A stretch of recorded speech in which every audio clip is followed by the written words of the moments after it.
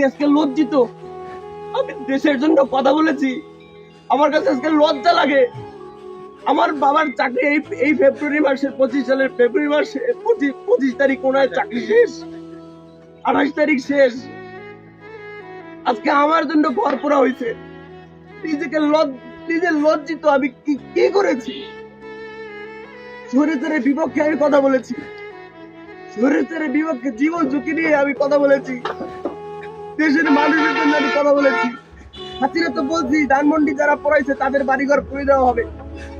তো ঠিক ধানমন্ডি পুড়াইয়া দেওয়ার ভাঙার প্রতিশোধ কাফির বাড়ি প্রথম হয়েছে, কাফির বাড়ি প্রথম জানানো হয়েছে। আজকে বাবার সন্তান হয়ে নিজের কাছে লজ্জা বোধ হয় যে আমার বাবা এত বছর চাকরি করছে, চাকরি শেষ মাসে এসে তার বাড়িটা নাই। আমি কি 7 দিন পর দেখাবো? দেশের মানুষ, দেশের বিপ্লবী ছাত্র জনতা আমার সাথে আছে। আমি 7 দিনের মাথায় রাজপথে দাঁড়াবো বিপ্লবী ছাত্র জনতাকে নিয়ে। দরকার হয় আমি বিপ্লবী সরকারের ডাক দিব। এই সরকারের উপর 60% মানুষ আস্থা হারাই ফেলছে। কি উচিত ছিল? আমরা যারা ফ্রন্টে আন্দোলন করেছি তাদের প্রোটেকশন দেওয়া দরকার ছিল এই সরকারের।